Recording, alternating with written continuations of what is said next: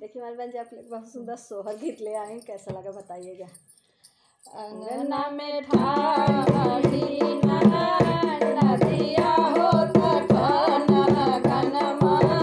चावई हो तखन गनमा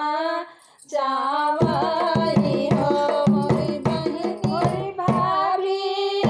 तोरे जे भये लैला लनवा हो कंगनवा हम ले भई हो कंगनवा हम ले भई हो मोरी भाभी तोरे जे भये लैला लनवा हो कंगनवा हम ले भई हो कंगनवा हम